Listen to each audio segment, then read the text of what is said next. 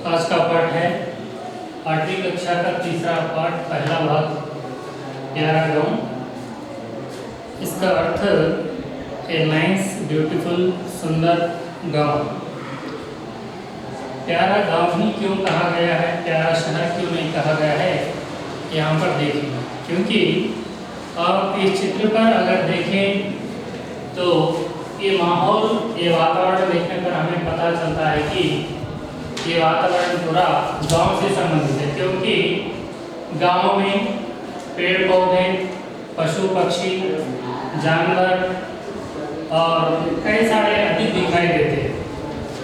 इसे प्यारा गांव ही क्यों कहा गया है, क्योंकि प्यारा गांव अर्थात सुंदर वातावरण रहता है, ब्यूटीफुल, वंडरफुल, एक्सीलेंट एनवायरनमेंट में दिखाई देता है। तो इसलिए यहाँ पर पाठ का नाम प्यारा गांव रखा गया है।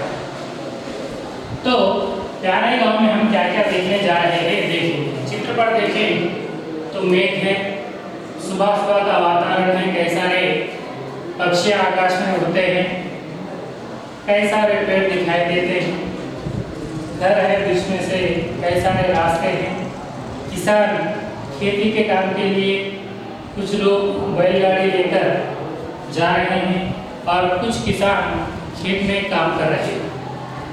वास्तव में आपको मैं यह समझाना चाहता हूँ कि शहर से भी गांव में वातावरण कुछ बहुत अच्छा रहता है। मुख्यतः पॉल्यूशन, प्रदूषण बहुत कम होता है। शहरों में प्रदूषण ज़्यादा होने की वजह से कई सारी बीमारियों का सामना करना पड़ता है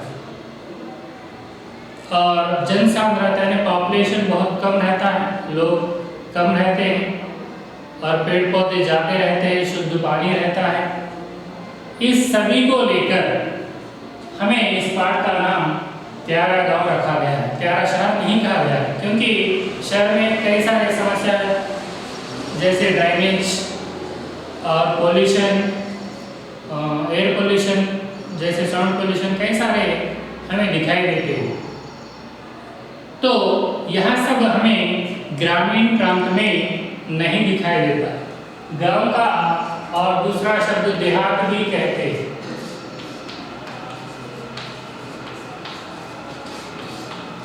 गांव का पहला शब्द है देहात। देहात यानी गांव, विलेज। यही नहीं बल्कि विलेज में यानी गांव में मिलजुल कर रहने की भावना अधिक होती है, एक दूसरे की सहायता मदद करते हैं, परोपकार गुण अधिक होता है। और ग्रामीण प्रांत में अधिक हम अगर देखें तो एक दूसरे के बीच रिश्तेदारी निभाते हैं। जैसे हम शहर में देखें, सिटीज में देखें तो अंकल आंटी के बिना कोई भी होने दो दूसरा शब्द हमें दिखाई नहीं देता, सुनाई नहीं देता। वही गांव में या ग्रामीण प्रांत में देखो, बड़े बुजुर्ग है तो दादाजी नानाजी कहते हैं, उसमें थोड़े कम दिखे तो चाचा जी, ताया ताई, दीदी दादी नानी, ऐसे कई सारे रिश्ते लगाकर ग्रामीण प्रांत में बुलाया जाता है, जिससे प्रेम पूर्वक प्रेम भावना अधिक होती है, रिश्तेदारी रिलेशन स्ट्रांग रहता है, एक दूसरे की सहायता सचमुच में भाई बहन की तरह करते हैं। न जात न पात न धर्म, किसी को भी वहाँ देख नहीं, एक दूसरे को बराबर, भिन्नत्व में एकत्व की सही भावना हमें ग्रामीण प्रांत में दिखाई देती है, जिसे बोलना ही नहीं सचमुच में लोग अपनाते भी हैं। यह अपनाने से भारतीय संस्कृति ग्रामीण प्रांत में उमड़ या टूट पड़ती है, यानी प्रत्यक्ष रूप से दिखाई देती है। यह पूरे दृष्टिकोण में रखकर पाठ का नाम यहाँ पर रखा गया है कि प्यारा गांव, सुंदर, ब्यूटीफुल, वंडरफुल, एक्सीलेंट विलेज। क्यों कहा गया है, हम इससे पहले चर्चा किए थे। मुख्यतः प्रदूषण कम होता है, पेड़ पौधे अधिक होते हैं और गाड़ियों की संख्या कम होती है, पशु पक्षी अधिक होते हैं और ग्रामीण प्रांत के लोग परोपकार की भावना अधिक दिखाई देती है, उन लोगों सहायता मदद अधिक करते हैं। इन सब गुणों को देखकर हम कह सकते हैं कि भारतीय संस्कृति ग्रामीण प्रांत में, गांव में हमें प्रत्यक्ष रूप से दिखाई देती है। इसलिए हमें गांधी जी एक कहा था, जब ग्रामीण प्रांत उन्नति की ओर नहीं बढ़ता तब तक भारत का विकास नहीं होता। ग्रामीण प्रांत हमारे देश के रीढ़ की हड्डी की तरह काम करते हैं, क्योंकि फसलें उगाने वाले किसान गांव में होते हैं, मेहनत करने वाले गांव के लोग ही होते हैं। इसलिए जब तक ग्रामीण प्रांत अभिवृद्धि डेवलप नहीं होते तब तक हमारे देश का विकास नहीं होता कहकर गांधी जी ने कहा था। इसे भी हम सचमुच में मानना चाहिए, क्योंकि अधिक से अधिक मेहनत करने वाले, मेहनती हो, श्रमिक हो और किसान हो ग्रामीण प्रांत में ही होते हैं और इनमें प्रेम की भावना होती है। यह सब दृष्टि में रखकर हम आज के पाठ में चलेंगे और चर्चा करेंगे। उससे पहले कुछ चित्र यहाँ पर दिखाई दे हैं, इसमें कुछ हिंदी में क्या कहते हैं हम देखेंगे। पाठ का नाम है पैराग्राम इकाई 1 और यहाँ पर मेघ दिखा है, अंग्रेजी में कहते हैं मेघों को क्लाउड, उसे ही हिंदी में बादल भी कहते हैं, मेघ और उसे बादल कहते हैं। और यहीं कई सारे पक्षी भी हमें दिखाई देते हैं, यही नहीं चाहे कबूतर हो, कौवा, तोता, कोयल, कई सारे पक्षी हमें ग्रामीण प्रांत में अधिक दिखाई देते हैं। वहाँ भी आजकल दिन ब दिन उनकी संख्या कम होती जाती है। इसका मुख्य कारण रेडिएशन की वजह से। नहीं तो हर गांव में सुबह सुबह उठते ही पशु पक्षियों की आवाज़ बहुत ही आवाज़ में हमें सुनाई देती थी। वही पशु पक्षियों की आवाज़, इन आवाज़ों को सुनकर कई सारे लोग सुबह हुई कहकर उड़ते थे। उस प्रकार सुबह सुबह ही आकाश में पक्षी उड़ते हैं। यहाँ पर पर्वत प्रांत दिखाई देते हैं, पहाड़ों के प्रांत दिखाई देते हैं। आपको भी मालूम है, सही समय पर वर्षा होने के लिए पर्वत हमें सहायक होते हैं और मुख्यतः सही समय पर वर्षा होना हो तो भी पेड़ों का ही बहुत बड़ा महत्व है। पेड़ों की संख्या अधिक जहाँ पर होती है, जहाँ पर बारिश अधिक होती है, वही दृश्य हमें ग्रामीण प्रांत में देख सकते हैं। देखिए यहाँ पर नारियल का पेड़ है, आम के पेड़ है और वट के पेड़ है, खेतों के किनारे और तरह तरह के फल देने वाले पेड़ हमें दिखाई देते हैं, जिनसे हमें अधिक वर्षा होती है। साथ ही साथ पेड़ों से वर्षा समय पर होती है, जिनसे हमें अधिक लाभ भी होते हैं। क्या है? प्रदूषण कम होता है, हरा भरा रहने की वजह से प्राणवायु अधिक मिलती है। वही पेड़ों से हमें खाने वाले फल फूल तरह तरह के हमें उचित में ग्रामीण प्रांत में खेतों के किनारे पर यह सब हमें उचित में मिलते हैं। यह दृश्य हमें देखने लायक होता है, जिससे चारों ओर हरा भरा रहने की वजह से हमें वातावरण संतुलन रहकर ना अधिक गर्मी होती है ना अधिक ठंडा होता है। जैसे जितना हमें संभव होना चाहिए, जितनी ज़रूरत है उतना हमें ग्रामीण प्रांत में यहाँ दिखाई देते हैं। ग्रामीण प्रांत में अधिक किसान लोग रहते हैं। किसान को और एक दूसरा शब्द हम उपयोग कर सकते हैं, कृषक। किसान यहाँ पर कृषक कहते हैं। यहाँ पर बैलगाड़ी को लेकर वहाँ पर किसान खेत को जाता है और चित्र में भी हम देखें तो बैलगाड़ी जा रही है, कुछ लोग हल लेकर घर को आ रहे हैं, कुछ लोग हल से खेतों में काम कर रहे हैं। यह कई सारा दृश्यों को, सुंदर दृश्यों को हम ग्रामीण प्रांत में, गांव में देख सकते हैं। और कुछ पेड़ों के नीचे बैल, गाय, तरह तरह के पशु आराम करते हैं। कुछ गाड़ियाँ बहुत कम गांव में फिरते हैं। यही सुंदर वातावरण हमें ग्रामीण प्रांत में दिखाई देता है। इन सब के आधार पर हम यहाँ पर कह सकते हैं कि प्यारा गाँव, ऐसा माहौल हम शहर में दिखाई नहीं देता। तो यहाँ पर हमें इस पाठ का मुख्य उद्देश्य है कि ग्रामीण प्रांत में स्मॉल इंडस्ट्री से कई सारे उद्योग कर जीने वाले, अपने आप पर घरेलू उद्योग कहते हैं, जैसे कुम्हार, लोहार, बढ़ाई, नाई, चप्पल सिलने वाला मोची, कई सारे कारीगर हमें ग्रामीण प्रांत में दिखाई देते हैं। उनका महत्व बताते हुए पाठ का मुख्य उद्देश्य है कि गांव में कितना अच्छा माहौल होता है, एक दूसरे के प्रति कैसी भावना होती है, कैसे मिलजुल कर रहते हैं, यहाँ पर हमें बहुत ही सुंदर ढंग में बताया गया है। उसी पर हम शुरू करें तो यहाँ पर चित्र दिखाई देने वाला जो है दादाजी का है, यहाँ पर रमेश है और यहाँ पर रानी। इन तीनों के बीच यह वार्तालाप के रूप में हमें पढ़ सकते हैं।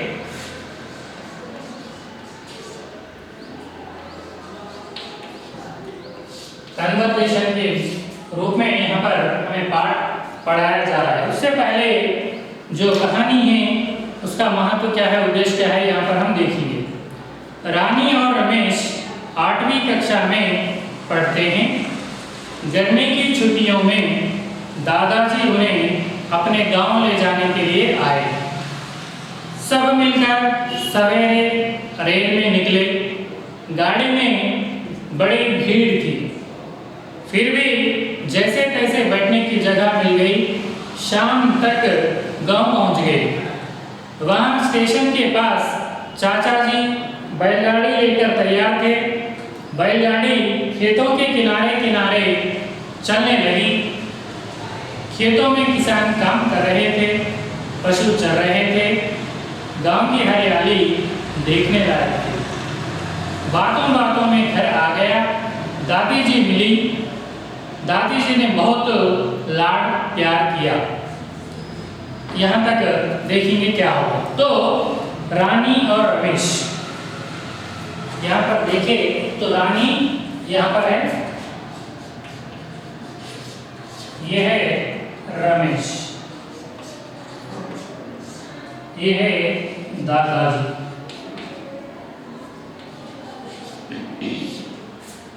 तो रानी और रमेश 8वीं कक्षा के बच्चे थे।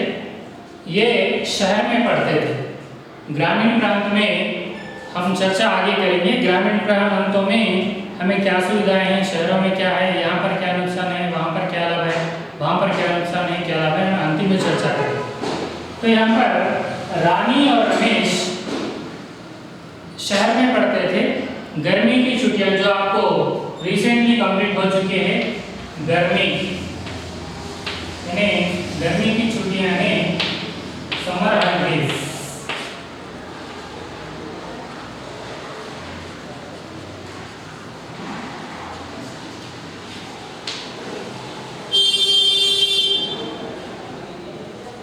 तो गर्मी की छुट्टियों में रानी और रमेश को लाने के लिए दादाजी गए थे। किस लिए? छुट्टियां रहने की वजह से उनको गांव लाने के लिए गए थे। सब लोग शहर से सुबह सुबह अपने गांव को आने के लिए सुबह सुबह सवेरे ही निकल गए। कहाँ से? शहर से सुबह सुबह ही निकल गए और गाड़ी में बड़ी भीड़ थी। ये लोग रेल से आ रहे थे। ये जो है रेल, शहर से गांव आने के लिए रेल में आने की आवश्यकता थी। तो वे लोग सुबह सुबह ही रेल से निकल गए और रेल में बड़ी भीड़ थी, क्योंकि आप भी जानते हैं कई सारे लोग गर्मियों की छुट्टियों में कई ऐतिहासिक स्थान या पिकनिक या तरह तरह के घूमने के लिए निकलते हैं और बच्चों को भी छुट्टियां मिलते हैं। तो कुछ लोग हॉस्टल से घर को आते हैं, गांव वाले शहर को जाते हैं, शहर वाले गाँव को आते हैं, कुछ लोग घूमने के लिए जाते हैं, तरह तरह। इसी प्रकार रानी और रमेश को छुट्टियां मिलने की वजह से उनके दादाजी शहर गए थे इन दोनों को लाने के लिए और सुबह सुबह ही रेल से वहाँ निकले थे। रेल में बड़ी भीड़ थी। भीड़ यानी क्राउड, रश ज़्यादा था। छुट्टियां रहने की वजह से रश ज़्यादा था और जैसे कि तैसे कोशिश कर वे लोग रेल में बैठने के लिए जगह संभाल ली। कौन? रानी, रमेश और दादाजी। वे छुट्टियां रहने की वजह से शहर से अपने गांव को रेल में आ रहे थे। रेल में बड़ी भीड़ थी और बैठने के लिए कुछ जगह नहीं थी। जैसे कि तैसे कहकर रेल में वह बैठने के लिए जगह संभाल ली। फिर भी शाम तक गांव पहुंच गए। यानी वजह ये थी कि बहुत लंबा सफ़र था और ये आपको भी मालूम है कभी कभी सिग्नल की वजह से हो या लोकल पैसेंजर ट्रेन हो, ऐसे समय पर रुकते रुकते हुए आती है। उसी प्रकार यहाँ पर भी रेल सुबह सवेरे ही निकल गए, शाम तक। शाम को हिंदी में कहते हैं संध्या। शाम यानी संध्या समय, इवनिंग कहते हैं, सायंकाल, इवनिंग। शाम तक जैसे कि तैसे वहाँ घर पहुँच गए और वहाँ स्टेशन के पास, क्योंकि गांव के कुछ दूर में रेलवे स्टेशन होता है, जिस प्रकार बस गांव में आती है लेकिन रेल गांव में नहीं आती, गांव से कुछ दूर होता है। तो वहाँ स्टेशन पर शाम तक पहुँच गए और उनके चाचा जी को, किनके, रमेश और रानी के चाचा को पता था कि दादाजी बुलाकर शाम तक आने वाले। इसलिए दादाजी बैलगाड़ी लेकर, ये जो बैलगाड़ी है उनको, ग्रामीण प्रांत है, ट्रांसपोर्टेशन बहुत मुश्किल में होता है, तो इसलिए रेलवे स्टेशन पर, गांव के पास जो रेलवे स्टेशन था, इनके चाचा जी बैलगाड़ी लेकर इनको घर लाने के लिए तैयार थे। चाचा जी बैलगाड़ी लेकर तैयार थे। बैलगाड़ी खेतों के किनारे किनारे चलने लगी। खेतों में किसान काम कर रहे थे, पशु चर रहे थे, गांव की हरियाली देखने लायक थी। अर्थात इनके आने का पूरा इंफॉर्मेशन, जानकारी चाचा जी को थी, शाम तक आने वाले हैं। रेलवे स्टेशन पर ठहरे थे, शाम तक ये लोग आए, इनको लेकर अपनी बैलगाड़ी में यहाँ पर बिठा लेकर घर को रवाना होने लगे, जाने लगे। तो वह ग्रामीण प्रांत था, खेतों के बीच बीच से रास्ता था, जाते हैं तो जिधर भी देखो हरियाली दिखाई देने लगी। और बच्चे इतने दिन तक शहर में थे, गांव का वातावरण देखकर बहुत खुश हो गए और खेतों के बीच, हरियाली के बीच बैलगाड़ी जाते रहे तो इधर उधर देख रहे थे बच्चे। तो कुछ खेतों में किसान काम कर रहे थे, अपने अपने कामों में व्यस्त यानी बिजी थे, और कुछ लोग अपने पशुओं को चरा रहे थे।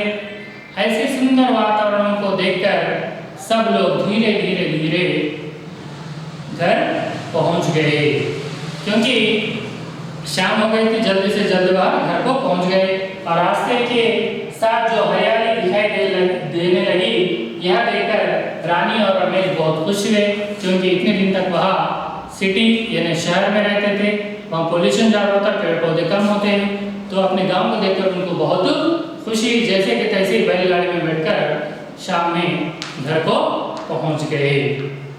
बातों बातों में घर आ गया। बातों बातों में यानी घर से कुछ दूर, गांव से कुछ दूर रेलवे स्टेशन था, वहाँ से घर को आने का कुछ समय लगा। लेकिन वह समय कैसे दिखा इनको, क्योंकि शहर के बच्चे गांव में आने पर बहुत ही आनंदित, उल्लासित, मनोरंजन करने के लिए कोशिश करते हैं। तो उसी प्रकार ये लोग भी मनोरंजन के साथ इधर उधर बातें करते करते ही घर आ गया। वहाँ मौसम, वहाँ माहौल, वहाँ उनको बहुत अच्छा दिखा। अंतिम में वहाँ जैसे कि तैसे बातों बातों में ही घर आ गया। दादी जी से मिले। दादी जी उन्हें बहुत लाड प्यार किया था, यानी बहुत दिनों के बाद बच्चे आए हैं, क्योंकि इतने दिन बाद शहर में रहकर पढ़ते थे, तो शहर से छुट्टियां मिलने की वजह से गांव आ गए। बहुत दिनों के बाद आने की वजह से दादी बहुत ही लाड प्यार, खुशी से अपने बच्चों को लेकर गोद में ले ली और लाड प्यार करने लगी। इससे क्या पता चला हमें, बच्चे ज़्यादा दूर होने पर मोहब्बत ज़्यादा, प्यार ज़्यादा होता है। उसी प्रकार दादी माँ भी बहुत दिनों के बाद गर्मी की छुट्टी में बच्चे आने से उनको लेकर अपने ऊपर सुला ली और उनको प्यार करने लगी। इस प्रकार पहले दिन छुट्टी में गांव को पहुंच गए। यहाँ तक पहला पाठ समाप्त। दूसरे पाठ में हम दूसरे दिन बच्चे क्या किए थे, किनसे बात किए थे, वह हम अगले भाग में देखेंगे। यहाँ तक पहला भाग समाप्त हो।